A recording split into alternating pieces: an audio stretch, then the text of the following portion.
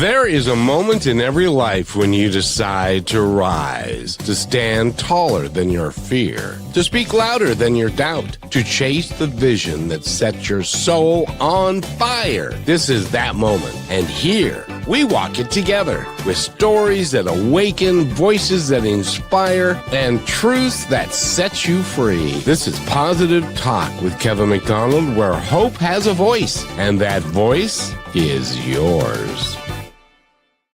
And welcome to the show, everybody. And Brachelle, I got to tell you, we have got a fabulous guest this hour, don't you think? Oh, yes. We've got a lineup that is enlightening, shall I say, today. So I would love to introduce Elizabeth Gould, who is here with us today. She happens to be well known. She is in charge of the Success Maximizer method. She talks about success isn't just willpower. It's a process. You have to work for it. And you also have to learn the things that can get you to where you want to be. So thank you for being here, Elizabeth. How are you? Oh, I'm awesome. Thank you, Brachelle. Hey, Kevin. And I'm speaking from Melbourne, Australia, which is in the future. I'm a day ahead of you guys. So for everyone listening, I already know your tomorrow is going to be fantastic. So let's just open with that. Oh, good. So we had a good day, did we? Yeah, had a great day. Awesome. And by the way, Elizabeth is an author. She's got a great book out. It's called Feeling Forwards, and it's been endorsed by a guy. I don't know if you've ever heard of this guy. His name is Tony Robbins, some guy like that. She's been on NBC, and she's been on a bunch of morning shows. She's got her own podcast. She does personal appearances and speaks and stuff. And you do it all, young lady. Well, I do now, but how I got to that was a pretty circuitous route. So now my title is author and speaker, and I'm a certified neuroplastician, which means I have fun helping people rewire their brains. But I started out in corporate and law and had a very traditional career. But the entire time I had this secret yearning. I wanted to be the next Agatha Christie. I wanted to write murder mysteries, publish 50, 60 books. The only challenge was that no one liked my books, but I still spent all that time writing away when I was in breaks from law and everything else, until finally I had a bit of a challenging situation. I developed aggressive breast cancer and had to walk away from everything because of ill health. And when I got back to it, I thought, no one's writing about how cancer survivors think. So I wrote a book, and I was an overnight success, published in 8 countries. So all the scratching away and the typewriter and the handwritten notes for those murder mysteries certainly panned out. So that was a bit of a roundabout way to where I got now. For all those hopeful budding authors out there, you can do it. Just may not turn out the way you think. Well, isn't that how life is? How you think it's going to be is not necessarily how it's going to be, because the universe has got greater plans for you than you might even have for yourself. Is that right? Yes, I believe so. Where I came to, so Feeling Forwards, How to Become the Person Who Has the Life You Want, is actually my 3rd book. And in my first 2 books, I really focused on thinking, and there's a culture of positive thinking, and I dived into the neuroscience behind it, and I thought, actually, what everyone is leaving out is emotions. People tend to think that your thoughts drive your emotions, but how your brain works is 3 things happen at exactly the same time. You have a thought, you have a feeling, and you have a choice. So positive thinking actually is nowhere near as impactful. It's a lovely saying, but doesn't quite work. Positive feeling, putting yourself in the shoes emotionally of someone who's doing what you want, is actually the fast track to success. Isn't your emotions part of your intuition? Ooh, I love that connection, because yes, your feelings are very much part of your subconscious, and they're also completely wrapped up in your body. I mean, it blows my mind that even 20 or 30 years ago, people thought that your body and your mind were like 2 rambling kind of different entities roaming around in your skin and your bones, but they're actually completely connected. And that intuition is one of those voices that can be incredibly powerful unless you confuse it with doubt and fear. Intuition is a very, very different creature, because at the end of the day, our brain's main purpose is to keep us safe for tomorrow. Your brain doesn't like it when you do something new because it's unfamiliar.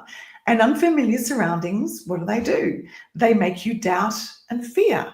Am I really doing the right thing? Is this really for me? Which is why they've estimated that by the 18th of January, every single year, 850 million people across the world have given up on their New Year's resolutions because it felt unfamiliar. So the doubts and the fears creep in. But your intuition, you're absolutely right, Kevin, can be a secret superpower if you know how to approach it the right way. And the intuition, and Rochelle, I'd love your opinion on this. Your intuition, if it's your true intuition, it's always positive. It's always looking out after your best interest and moving you forward. Hence the name of the book, Feeling Forwards, because it's helping you move forward in the progression of the experiences in the life that you wanted to have before, I believe, before you were even born. And that's all part of the grand program, if you will, that we all get to be part of. Rochelle, what do you think about that, all this stuff? Yeah, I love it. And if anything, it's if somebody is maybe in tune with their emotions or in tune with their intuition or neither, how do you start doing that? How do you help people really start building those little building bricks with their emotions? Because everything we're taught happens up here, but what happens when you start with your emotion? Yeah, I love that. And I want to share a story that is quite dramatic, and then I'll bring it back to, okay, what do we do step by step? But I think one of the darkest moments I had, and it's in Feeling Forwards, the book, but I was newly separated. I'd moved in to live with my parents. My health was still okay. I still had my job, but I was still undergoing numerous operations because of cancer-related stuff. And I had two small children. They were first year of elementary school and 2.5. And I had to find somewhere to live. And the school was in quite an expensive area, and I was trying to find a rental. And I drifted from house to house, and they were just truly awful. And this particular house we went to, it was awful.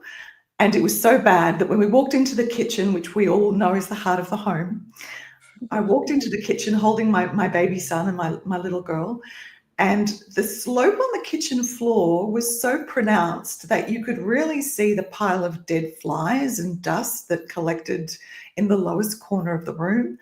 And as a mum, all you want is to give your children a beautiful home where they're safe, because I'd had a home invasion as well, so they were quite traumatized. And I'll never forget, my daughter's little hand slipped into mine, and I try not to get teary, but she said, "I think this is a beautiful house, Mummy, and we'll be very happy here," which was the most beautiful child lie. And I looked at her little face and I said, "I really appreciate that. I don't think it's a beautiful home, and we're going to have to find something better." And what I did, Kevin and Rochelle, is I totally tapped into my intuition. I thought, I'm doing the wrong thing here. I am looking for something I can afford. I'm going to stop that. I'm going to look for the most beautiful home for my children. I'm not going to worry about the price anymore. I can see we're going to have a beautiful home. I've just been looking for it the wrong way. So I switched. So I just started looking at everything. And I found this 2-story period property, I kid you not, with a marble fireplace, a chandelier in the living room, wooden floors, in this little leafy enclave. And when I was signing with the realtor, I said, I can't believe, and it was $10 a week under budget, I cannot believe that I've found this house. She said, "Well, we can't believe it either, because we put it on the market ages ago and just no one seemed to want it until you came along." So if I'd sat there, your intuition and your feelings, getting back to a step-by-step process, if you ask yourself the wrong questions, which incur doubt and fear, you squash that intuition. If I'd stood in that kitchen feeling totally devastated, which I did, and then start asking myself, why has this happened to me? I'm such a failure because I can't afford anything. What have I done to my children? Ask all those things. I would never have had that intuition, that moment of hope and confidence that you have to feel, you cannot think. If I hadn't tapped into that, everything would have been very different, because from that moment, from that switch in my feeling, which was the very, very start of me thinking about feeling forwards and then proving it scientifically, if I hadn't had that experience, it wouldn't have happened from there. That's an amazing story. Thank you for telling it, because that is so important for people to recognize that those moments in time that happen to all of us all the time, if you're paying attention and you're not poo-pooing things, oh, that can never happen, and stuff, what marvelous things can come about, can't they? Absolutely. And in fact, there's this will be part of my next book. There's a part of our brain that's actually designed to turn our attention onto everything we want. And it's got a very complicated name. I'll shorten it. It's called the reticular activating system. Let's just call it the RAS, because that sounds a lot friendlier. But what the RAS, it's so cool. What the RAS does is anything that you pay attention to, it looks for. It's like an AI in your brain. So let's say, Rochelle, you decide your next car is going to be a red Mustang. Pretty cool car. Yeah. So you think about it, you get excited about it, you feel about it, and then your RAS kicks in and thinks, oh, hey, Rochelle is really keen on this red Mustang thing. So all of a sudden, you'll see red Mustangs everywhere on the road. Now, have they mushroomed overnight? No, they haven't. You've just turned that part of your brain on. So a car is a really lovely example because it's so accessible. We all notice that. Or when you start dating someone and have a particular car, and all of a sudden you see this car and they, oh, is that that? So this part of your brain will turn on for better and for worse. If you want to turn that part of if you're focusing on everything that's going wrong for you, what you lack, the RAS is a completely uncaring, immoral part of your brain that'll just keep serving you up what you're focusing on. But if you can turn it on the right way, then your life can be transformed.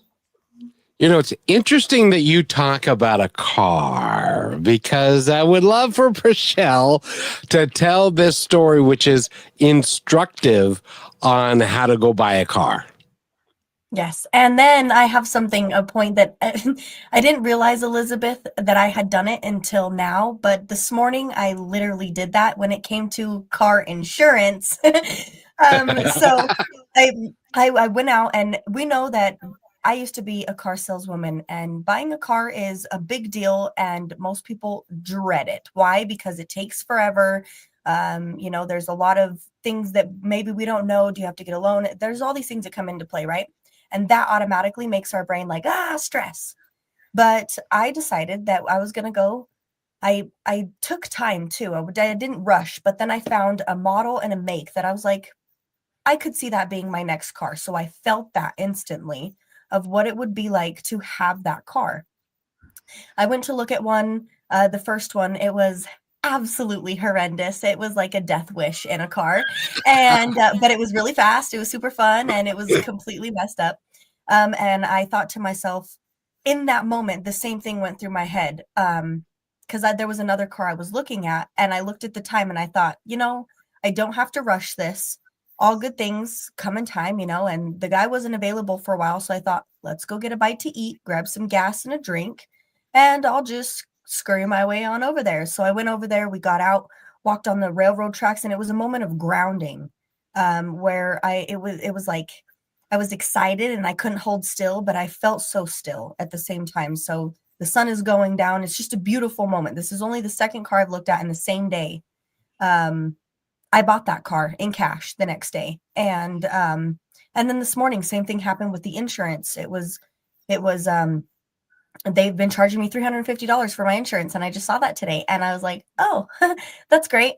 So I'm having a phone call with someone who doesn't have very much knowledge. She's telling me that full coverage insurance doesn't exist, all these things. And I'm like, how do you have a job, right? So I could have taken that and just straight out of bed, I'm making these calls. And I thought to myself, this is not how I want to start my day. There's got to be a reason that this is going to work out in my benefit. Maybe there's something that went wrong I need to know of. It was exactly that. I made one more phone call that I didn't want to make. I had a woman on the phone instantly, gave me all the information I needed, explained the situation, told me what she was seeing, why the price may have gone up here and there and some of these things. And I'm having an amazing day.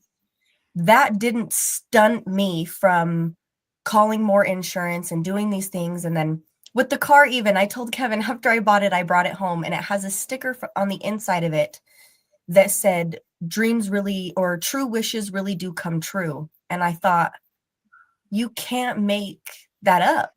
It's, and I chose that. And I think that was where my eyes opened, because I was like, all the other times in my life, I've chosen the opposite. And I had control when I thought I did not. So tuning into that and realizing that you do have control of everything within and around you is something that changes your life. So I'm going to let Kevin take us to break, and then we'll deep dive into exactly how that all works. And also, what she didn't tell you, Elizabeth and everybody, was that when they got out of the car that they had taken to look at this car, they found a quarter on the ground. Yep.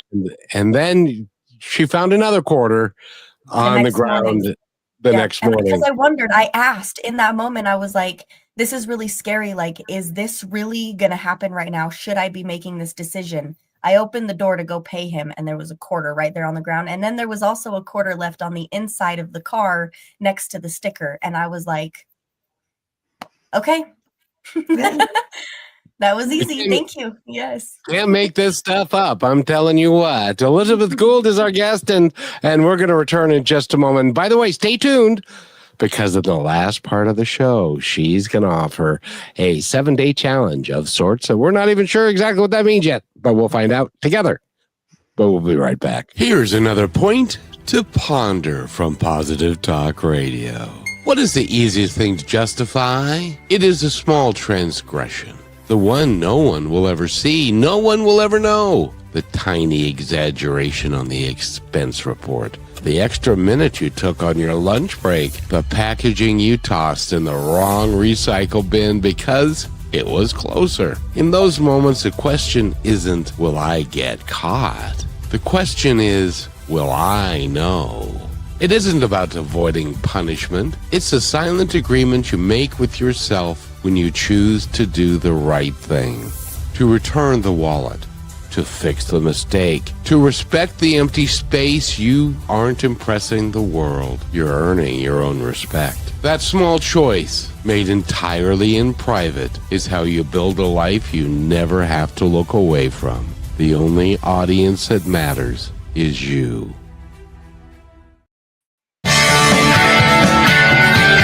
And welcome back to Positive Talk. My name is Kevin McDonald. Rochelle's right there, and we have, dare I say it? Okay, I'll say it. We have a world-famous guest that is with us today. She is a podcaster. She is an author. She is a leader. She does some great stuff, and she knows how the brain works, which is pretty cool, actually, when you think about it. Elizabeth Gould is with us. And Rochelle, go ahead. You had, I believe, going into the break, you had a question that you wanted to ask.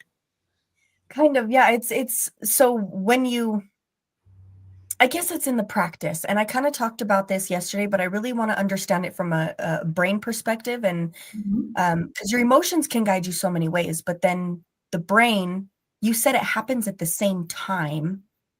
And I've heard a lot of people say the opposite. Well, you can't have a thought and a feeling and this and that, but I do. So how exactly are we supposed to maintain having our thoughts and our feelings separated, or we allow the merge to happen and recognize it as a whole? Yeah, look, it's a brilliant question. I know it's one of the great mysteries of the brain and mysteries of life, because, you know, when life throws us a curveball, we don't always respond. Sometimes we react. Finishing your story from before the break, Rochelle, who is everyone that was listening, I love that story, because I think the most important thing that everyone can take away from that is that you didn't settle. You didn't settle for the first option. You didn't settle because it was hard. You kept saying, no, this is actually what I want, and this is why I'm going to make it happen. A lot of people fixate on unless they can see every stage of how something's going to happen and when it's going to turn out. I'm sorry, we don't have a crystal ball. You're never going to work that stuff out. But you can be very clear on what you want and why. And that's the part your brain really helps you with. So with the emotion and the thinking, because it is, and I explained earlier, we have a thought, a feeling, and a choice simultaneously in our brain. And that's quite new, that's quite recent research. Previously, it was the thoughts drive everything, and your emotions are almost like a second cousin trailing along afterwards. So when you approach something, what you can train yourself to do is firstly ask yourself really good questions. So when I'm lecturing in entrepreneurship, the one question I keep coming back to with my students is, where's the opportunity? Because when you're an entrepreneur, nothing works out the first time. No customer likes your product as much as your friends and family said they would first up. It's just a few things that automatically happen, right? So it's where's the opportunity? So let's say you have a curveball, and I've had this as a serial entrepreneur myself with many businesses. It's having the ability to stop in that moment and ask yourself the right question.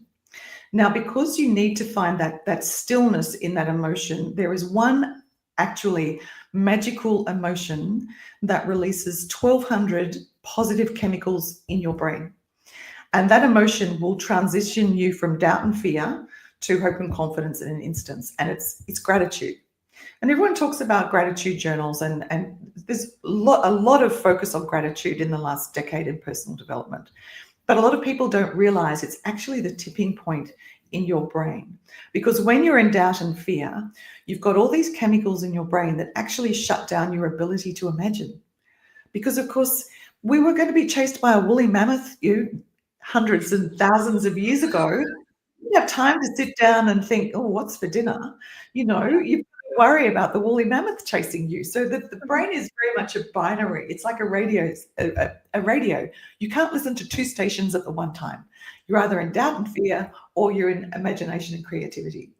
So the first thing is to understand, once you understand how your brain works, you can almost start to trick your brain, because your brain, you'll feel anxious, and you will think, what if it doesn't work out? And then you have to think, I see you. That's the old woolly mammoth kind of thing keeping me back there. Where's the opportunity? What if this was a stepping stone to something really amazing? And it's like a muscle. Your brain is the most important muscle in your body. If you work it out every day, firstly, understand how it works. You can't be happy and doubtful at the same time. Then you understand the tipping point, which is gratitude, for like, well, isn't it great that I can think about how I could improve this? I'm so grateful that I've had this experience, because I never want to have it again. And I'm not talking about being glad for stuff. I know many cancer survivors get up and say how glad they were they had cancer. I'm not glad I had cancer. I'm not glad at all. But I can look back and I can see what I learned, and I can see the tools and techniques I developed so that I'm still here. But if you focus on gratitude as that tipping point to actually change the chemistry in your brain, that's a really powerful technique. And one thing I want to bring up based off of that, because it ties into your story, and like I shared with you with the insurance and the car, is we put a lot of time restriction on ourselves. And in that moment, that's something like you just made that light go off in my head, and think that was the pinpoint in all those moments I've had. Is I was grateful to have the time to figure it out. I was grateful to be able to, like, I had to remind myself, like, it doesn't have to happen right now. When I gave myself that space, it actually happened faster than if I would have pushed against it. Why do we put all these time restrictions on ourselves so subconsciously? Where does that come from? Like the instant gratification type of stuff. Yeah, that's a brilliant point. And I write about it a lot in Feeling Forwards, and how much we can learn from how athletes approach life, which sadly is quite, entrepreneurs do it the opposite way. But an athlete, what they do is they get ready for their success before it arrives. So, and I have a privilege to, my son is friends with some top NFL footballers here, and I've known them since they were 5 and 6. But they trained, they ate, they slept, they believed they were a champion for a solid 12 years before they got picked number 1 and number 2 in our NFL draft. They didn't go to parties on the weekend, or they went birthday parties, they'd leave early. Every holidays they had some training camps. Now, when they became champions, their lives didn't change because they'd been sleeping, eating, believing they were a champion for as long as they could remember. Entrepreneurs and many other of us think, oh, well, when I sell $1 million worth of product, when I have that New York Times bestseller, when, then I'll work out. I'll get my finances in order. I will become much more organized. And when I'm coaching these entrepreneurs, I say, on what planet do you think when you're more successful, you have more time? Because it doesn't work like that. So what I love about your story and tying that back into, I can't believe that I did not know you were a car salesperson in a previous life when I gave that example. So it's tying together so beautifully. But you were ready. When you got that car, you'd made sure you were ready. A lot of people that want to be successful and they wish and hope they were successful, they're not ready. So it's not going to happen. See, and that's a different perspective, Kevin, of what we've heard too, because there's people that are like, well, in order to learn, you have to jump yourself in, but there is a bridging gap to where you can set yourself up beforehand in the ways you already know, and then jump into something with the tools you already have so that it doesn't set you back. Kevin, right? Like we've talked about this. Well, it is, hope and hope for success without preparation doesn't work. Yeah. Because you have to prepare, you have to understand what you're doing, and then you can have gratitude that you're learning all of these things. And then, and I wanted to ask Elizabeth, where does trust come into play? Because I believe that if you have gratitude and you trust that the universe has your back and that the best outcome is going to happen, that I don't know what it is, because that's forward, like in your book. So where does trust come into play on that? Is that trust with yourself? Trust that the desires and the hopes and the dreams that you have, if you prepare properly and you prepare well and you trust that the universe and circumstances are going to fall in your favor, and it may not be within your timeline. It may not be tomorrow that everything's going to be, oh, thank God you're here. It might be in a couple of years, or it may be at a different timeline because you're not ready, and there's different circumstances with that. But if you trust and know, at least in my world, I know that I'm making a difference in the world. I have always believed that, and I know it, and I trust it. Now, how big of a difference? Not my concern. That's the universe's job to figure that part out. But does that make any sense at all? Yeah, it does. It comes back a little to what I said earlier about we are in full control of what we want and why we want it. We are not in full control of how and when that's going to happen. And as soon as you go into how and when, you go into doubt and fear instead of trust, or another word is faith, just having faith that it's going to happen. And it's a little bit like, let's say we were together in real life, which I hope we are one day, and I offered you guys a cup of coffee. And before I gave it to you, I put in each cup, I put 1 drop of poison. And you looked at me, and I hope you would say, Elizabeth, really not sure I want to have that coffee anymore. And I'd say, but guys, it's only 1 drop of coffee. I reckon there's about another 8,000, 1 drop of poison. I reckon there's about another 8,000 drops of coffee in there. You should be fine. So to go back to your question, Kevin, you've got to have a cup of coffee without a single drop of the poison. Now, how you do that is you set yourself up for it. I'm a big fan of the Netflix stories that really explore how very successful, prominent people run their lives.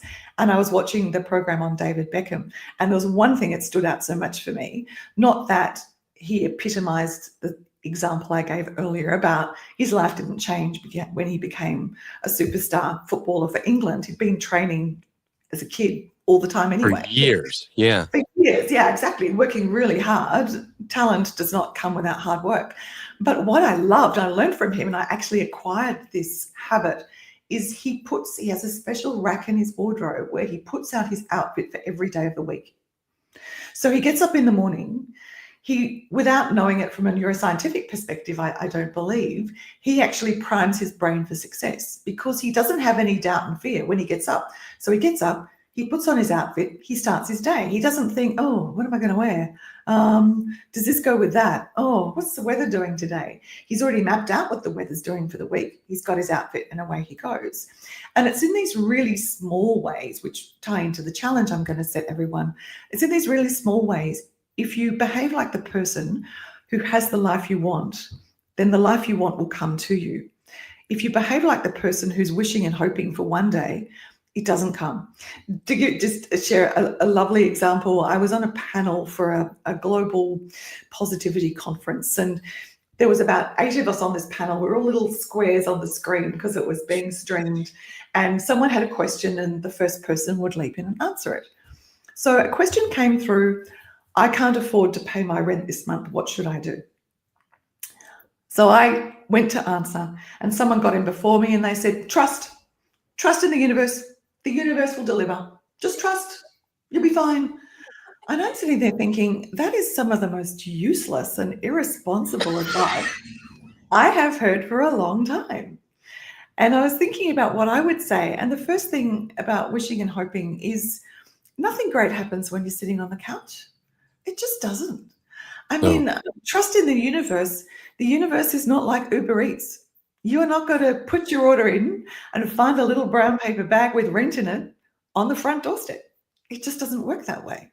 You have to take action. What I was going to advise that person is, well, what are the behaviors of a person who can pay their rent? What are those behaviors? What are they doing?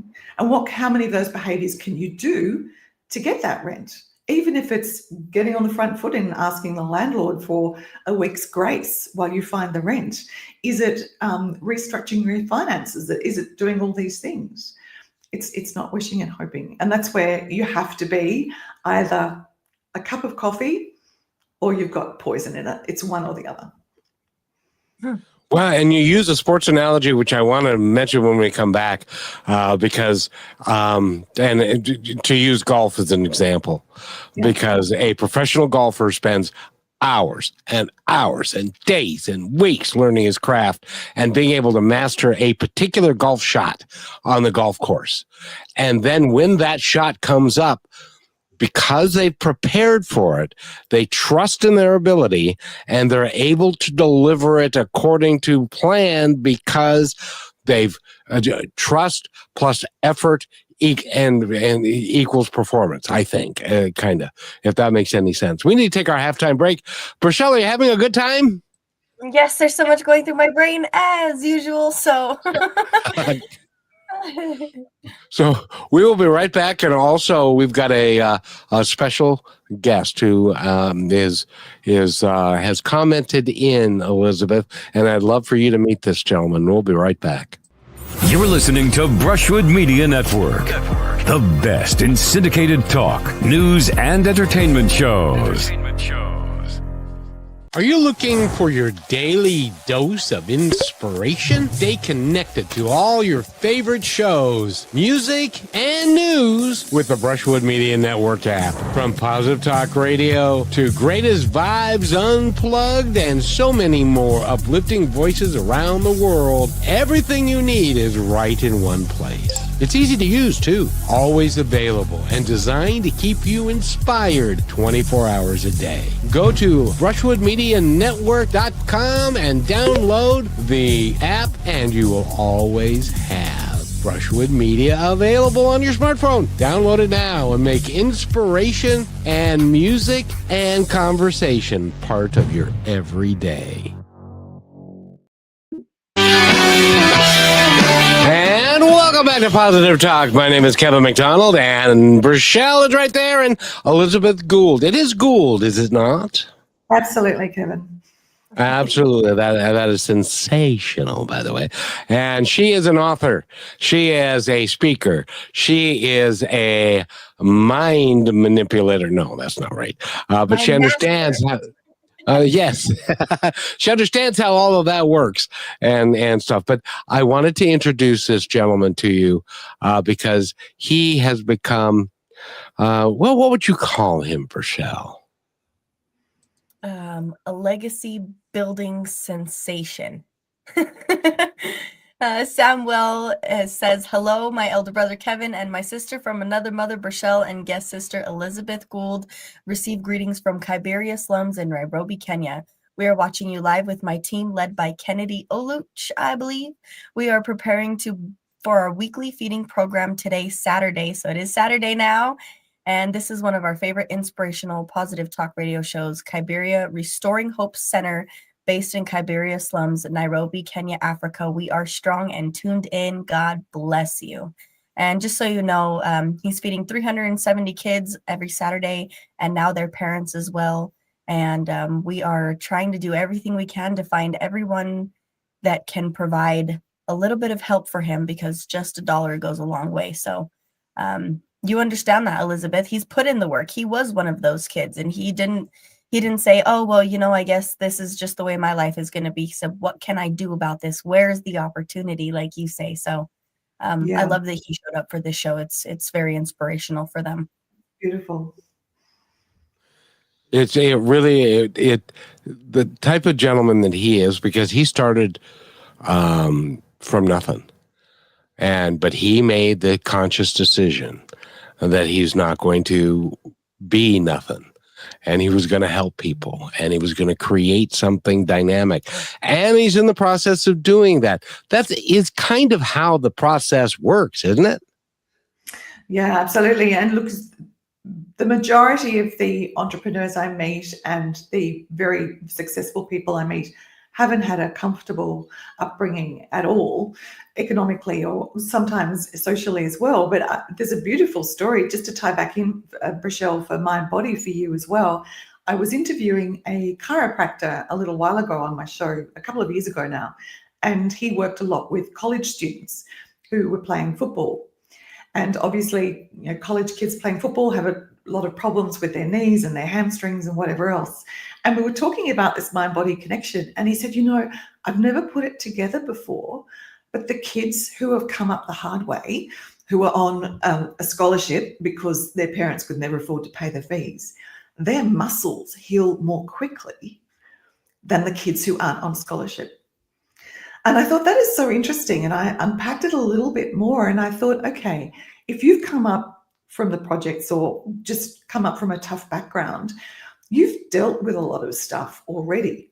Whereas if you have come from a comfortable background, you may not have faced many kinds of adversity before. So, okay, I thought, what's the language? What's going on in these kids' brains? And I thought, okay, the kids that have come up the hard way, it's like, I've been through this stuff before. I'm going to be okay. I'm going to do what the doctor does.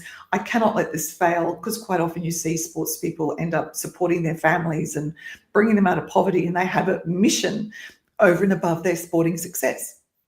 Whereas the kids that have been comfortable, if you haven't had any form of adversity before, all those doubt and fear questions come in. Like, what if this is the end of my career? What if I've never had this is painful before? I don't know what to do. What if? So I just thought of that story when we were talking about this beautiful man that you're supporting, who is supporting others. Sometimes that adversity actually rewires how you approach, how you use your RAS, what you do, which can have a magical result at the end. Go ahead, Brachelle. Oh, you're silent, my dear.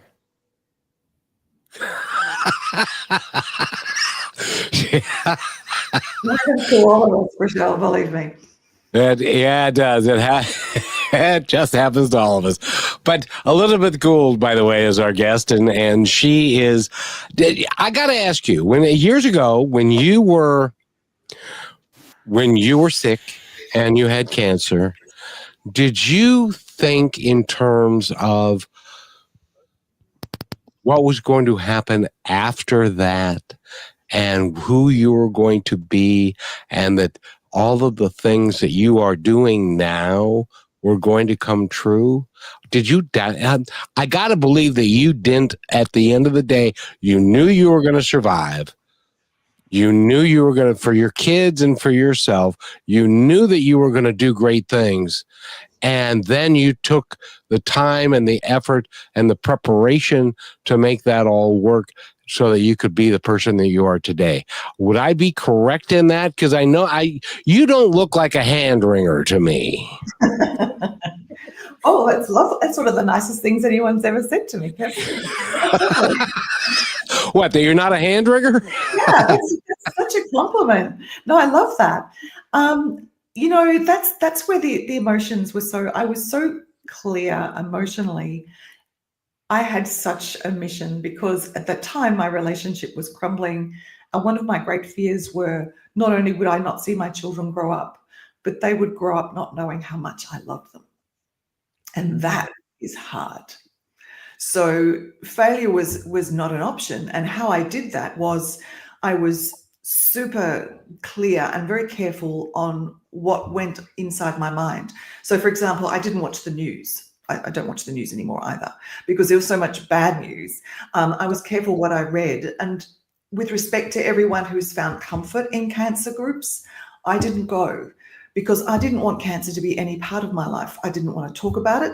I said to the doctors, I don't want to know what kind of tumor I have. I don't want to know how big it is. I want you to tell me what I do to get better. So I had the most aggressive treatment possible. And it was only 10 years later when I was with my oncologist and you see them for 10 years and then they say, you're done. And I said, just out of curiosity, what was my survival rate? And he said, oh, about 21%. And I said, I'm really glad I didn't know that at the time. I'm really glad. Because I had a few bumps along the way early on where medical people would start to tell me stuff. And I was like, don't tell me. And I've had friends that have been on a cancer journey. I said, don't find anything out. Once you put it inside your head, you cannot get it out. You cannot unlearn something. But the great news is you can also not unlearn all the great things as well. All the ways forward, always, where's the opportunity is a way better question than why is this happening to me? That's never had a good answer in the history of the world. I mean, it just hasn't. So I've felt through my situation, Kevin. The funny thing is, when I was writing Secrets of Cancer Survivors, Oprah was really big with her book club. So I used to drive and I had this certain song, Gwen Stefani, I think, What Are You Waiting For? I would drive and I'd think about Oprah and being on the couch. And then, of course, Oprah stopped doing the book club and my book never got there. But then my third book gets endorsed by Tony Robbins. So I'm like, well, I felt something absolutely incredible was going to happen, and it did. Not how and when, but what and why happened. And that was the magic for me. And you never know because it's in the future what is going to happen. But that's where I say when you trust, when you know that you're doing everything that you can to be successful and trust that it's going to work for you. Not necessarily in your timeline, because I don't know if you noticed, we all want things today. It's like, I want to be famous today and stuff. And it doesn't happen that way, does it, Rochelle? No, not at all. And when you maybe even just accept that, you don't have to try to understand it, but to accept that factor, it makes life a little more peaceful and it makes it less stressful when something does hit you or something comes up or whatever the situation. You're aware of yourself in that moment. It's not outside of you. And I know we need to take a break here in a minute, Elizabeth, but I'm really wondering exactly how people can bridge the gap. I see it fall short. Maybe one side or the other is I'm gonna prepare myself and then I'm gonna wait for the opportunity to arrive, rather than, okay, well, I have to go create opportunity. There's got to be a balance in being patient, but also persevering through things. And I'm wondering where that gray matter lies in our mind and how we can understand that a little bit. So can we do that, Kevin? We can. As a matter of fact, we're going to blow off the brakes because this is a great conversation. And I'm really excited because Elizabeth is going to show us something in a couple of moments. And I want to make sure that we give her lots of time to be able to do that. But go ahead and ask that question again, Rochelle. Yeah, really just the gray matter between perseverance and patience. I think the big thing is patience is not being passive. So to give you a bit of an analogy, let's say you go to a restaurant and you put your order in for breakfast. You're with your friend. You keep chatting with your friend. you don't keep leaving your seat and walking into the kitchen to check the eggs are on. Or you don't sit back down and go in and saying, what are you doing with bacon? Is that bacon going to be crispy? No. You sit down. You put your order in, you sit down, and you wait for it to arrive, but you keep on doing your thing while you're waiting. Because if you're not ready when it does arrive, then what's going to happen? So it's a little bit like if you're a gardener, you plant a seed, you don't keep digging it up to see if it's growing. Good. There's a very good point. You know, Elizabeth, it's kind of like, and I know you're familiar with The Secret. Yes. And The Secret talked about vision boards. And the way that they presented it was you go get a board and you put your visions and all your, the car and the house and the boat and the thing on your vision board. And then you look at it every day. Mm-hmm. Well, if you just sit there and look at it every day, nothing's going to happen. You have to act on that and put it into play. Is that true? Absolutely. And I love The Secret when I came out. I still think The Secret has some really amazing things in it, but it did encourage a little bit of passivity, which I don't think, I know it just doesn't work. So the next stage is, which I bridge with Feeling Forwards, is okay. And I love vision boards. I have pictures in my journals. We are very visual creatures, but who is the person who's on that holiday? Who is the person who's driving that car? What are their behaviors? What have they done to draw that car to them? Because it's not sitting on a couch and looking at a vision board and waiting for it to happen. Where's the opportunity? Opportunities, the interesting thing about focusing on opportunity is everything is an opportunity depending on how you look at it. Mm-hmm. And opportunities come along to stretch us. You have to progress, you have to get uncomfortable. Even I remember my son's now 6'2", 6'3", but he grew like 5 inches in a year. It was almost shocking. But I said to him, do you know when you're about to have a growth spurt? And he explained in some detail. He said, yeah, I have this particular feeling in my legs, and then this happens and I go to sleep and I think, oh, I must be growing again. Well, that's what it's like when we're moving from one stage of our lives to the next level of success. It's uncomfortable. It can be painful, but that's exactly what it takes. Not passivity, not sitting still and looking at something. It's looking at something thinking, I really want that. And this is why I want it for yourself, because you don't have to justify it to anyone else.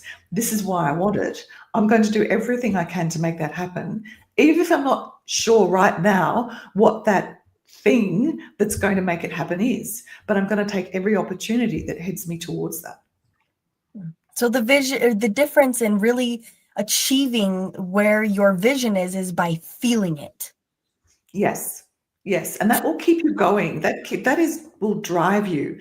The intellectual idea of something, it doesn't work. You have to feel hope and confidence. You have to have a burning desire. I mean, I'll never forget, I was running in our botanic gardens and I saw a very well-known footballer. No one was around him, and there was quite a steep hill. It wasn't 45 degrees, but maybe it was 35 degrees. He was hopping on one leg up the hill. Then he would walk back down, and then he would hop on the other leg. And he did this for a while. And I thought, yeah, now that is the dedication and the perseverance that creates success. No one is watching him. There are no cameras. No one is going to know how many times he hopped up that hill except himself. And that's the action that you take that drives you towards, that gets you where you want to go. I love that. Exactly. So at the beginning of the show, Elizabeth, you asked if we wanted to do a little experiment, and I wanted to make sure that we had enough time to do that. So the floor is yours, my dear, and tell us what you would like us to do. Oh, fantastic. Well, what I'd like to do is give everyone a challenge for the next 7 days to project themselves into the future they want to enjoy. And this is going to be a little bit like, we've talked about lots of analogies of athletes and everything else. But the first thing this is 3 stages, and I'll be as clear as I can. So the first thing is, imagine a situation you want to enjoy. Now, this can be a new house, a new car, having some amazing event that you get invited to, or whatever. So reaching a personal milestone and a windfall of money, anything. This is personal. You can be whatever you like. And give yourself how you feel, how close you are to that right now out of 10. So that's day 1. Day 1 to 7 is imagine the person who's in that situation. So imagine yourself beyond the situation. What will you be doing? What will you be feeling? What will you be focusing on? So if it's a house, what have you picked out in terms of the furniture? What habits are you going to have inside that house? Are you going to be like me and David Beckham and have your outfits organized so you're ready to go? So have a think about everything that you would be doing, thinking, feeling, reading, watching. What music are you going to be listening to? How are you going to be driving to work? So all of those things. And then at the end of the week, so it's almost like, and I write about how you can use acting as part of this as well. So throw yourself into being the character of the person who has what you want. And at the end of the week, write down, once again, out of 10, how close you feel to that coming into your future. So it's like a role play. It's like an athlete that, imagine the skinny kid that might have come third in a race for under 10s. He still imagines himself one day at the Olympics. I love Tom Brady, who was picked 199 out of the NFL draft. The first thing he said to his new manager was, "I am the best decision you are ever going to make." He didn't worry about being better than you think. He didn't think to himself, doubt and fear, oh, I have to be better than number 198. Then I have to be better than 197. He didn't go through all of that. He projected himself into it. So however you want to approach it, if you're going to act it out, if you're going to imagine yourself as like a Tom Brady and have that level of belief, give yourself a score now for how close you feel that future is, and then give yourself a score at the end of 7 days. And I know Kevin and Rochelle would love to hear from you about this experiment. I would love you to hear about it from you as well. You can email me at elizabeth@elizabethgould.com. But it's a way to make the future you want real. And in fact, it speeds everything up. And by the way, because this is going to be on YouTube for a long time, it's going to be on the Brushwood Media Network, it's going to be on podcasts. The 7-day challenge starts when you hear this that day, and then 7 days forward from that. Absolutely. And I suspect once you turn on your Raz to how you want your life to be, it's actually quite addictive in the best possible way, because you'll see an opportunity now that you might never have really focused on or ignored. You'll see something and you think, wow, I wonder if I could do that. I wonder if I could get that extra qualification. I wonder if I could relocate for that. I wonder if I could afford this. It's so much fun. And Elizabeth, I got to ask you, because in my life experience, I asked myself the question, why am I here? What am I here to do? I had no earthly idea what that was or what that meant. But 23 years later, I'm sitting here talking to you on a radio show, and I've done 2,700 shows in the last 20 years. I had no idea that, because in my world, the universe just lined everything up, starting with a good friend who said, we should do a television show to talk about everything that we're learning. And couldn't do that, but we could do radio. And so sometimes you don't know. You might have a broad idea of what you want, and you want to make an impact. Say, like in my world, I wanted to make an impact in the world. Didn't know how I was going to do that. Didn't know what that meant. I'm not a great writer. I don't have the patience for it, sadly. But Rochelle's going to make me, I think. But so regardless of what you can measure success in a myriad of ways. Would that be true? I was just going to say that, like, never shoot or sell yourself short, right? Absolutely. We all have special gifts, and we all are here to have those special gifts and to bring them forth to the rest of humanity. And sometimes it's music, sometimes it's poetry, sometimes it is being the best damn trash collector you can be. Yeah. And you never know how something like that has an impact on other people. I mean, I've heard, you guys probably have too, stories of kids that have left college and look back on the conversations they had with the janitor when they were having a bad day as being a really key turning point. I had the privilege of being on a show with Austin Eckler a little while ago, and he has a passion for helping kids to make sure that they have clean clothes, because he knew there were some kids in his class that didn't have clean clothes, and he remembers how embarrassed they were. So he set up all these facilities where, kids that come from a difficult situation can get their clothes cleaned at school. The little things can have the absolute biggest impact.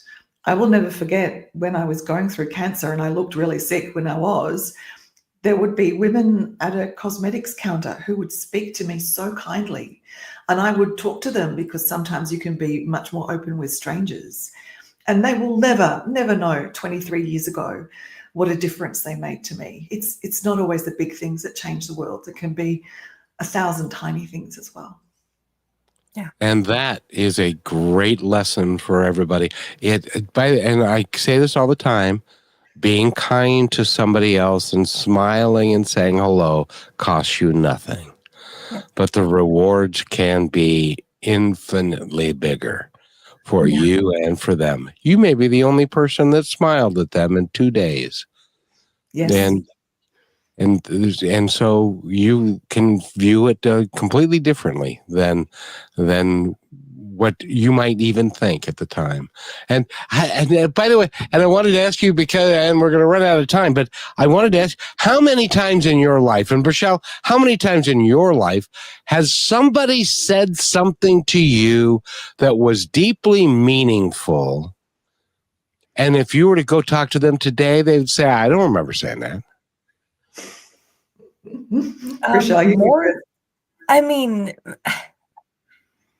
I think it's been a pretty good, I get to say that it's been a pretty good, maybe half and half. Because some people have told me and created beliefs in me have also negatively done the opposite of that. And I got to decide depending on how much I wanted to listen to them. But there's been moments even in figure skating. My coach would, the one thing she taught me at 14 was don't say that I can't. And I didn't understand that. But it became something that I stuck with up until 26 now. And I can look back and see how it affected that. And she'd be like, oh, yeah, well, duh. And I'm like, no, you don't understand. That was huge for me. What about you, Elizabeth? Yeah. Before we leave that, I love that, because one of my sayings, if you say you can't, you won't. If you say I can, you will. And if you say I am, you create your future. You are. Yes. Oh, I love that. We're going to have to save that one. Yeah. Well, Elizabeth, we do a music show too, and we do little snippets and of conversation, and then we play a couple of songs. And like one of the things that Rochelle said, and I don't even think that she knows that she said this. I mentioned it before, but it has an impact to anybody who listens to that show. And do you remember what you said, Rochelle? Yeah. If you believe you can, you're right. And if you believe you can't, you're right. Anything you believe, you're right. And there's somebody who's going to listen to that somewhere in the world, and they're going to go have an epiphany. And that could quite literally, you might hear in 20 years, somebody email you and say, you won't remember this, but I was listening to your show 20 years ago. And isn't that how life works, Elizabeth? Yeah, and that's the beauty. And no matter what, and I feel for everyone who may be going through challenges and hardships listening to this show. And the hardest thing for you is the hardest thing for you. And I really reach out to you and send you comfort in that. But it is about the power of belief, as both you have expressed today. And belief comes through emotion. And if you believe it in your heart, that's what's going to happen. So go get the book, Feeling Forwards. And there's also the podcast, and there's a myriad of things that you can do for her. And I want to thank you so much for being here, Elizabeth. It's been an absolute treat. And you guys have really, with your questions, have opened up all sorts of interesting issues and things to chat about. And I can't wait to hear about everyone's 7-day challenge as well. I am too. I hope people will act on it, but it's a choice, but I think they would be served well if they did. Again, Elizabeth Gould has been our guest. Go find the book Feeling Forwards, and ElizabethGould.com is where you can go and find out all about her and what Tony Robbins had to say. He's pretty complimentary. He's a pretty good dude. So again, Elizabeth, thank you so much.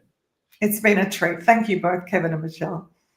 Thank you for being part of Positive Talk with Kevin McDonald, where stories inspire and voices remind us of what truly matters. May today's conversation give you hope, courage, and a reason to keep moving forward. And just remember, till next time, be kind to one another because each other's all we've got.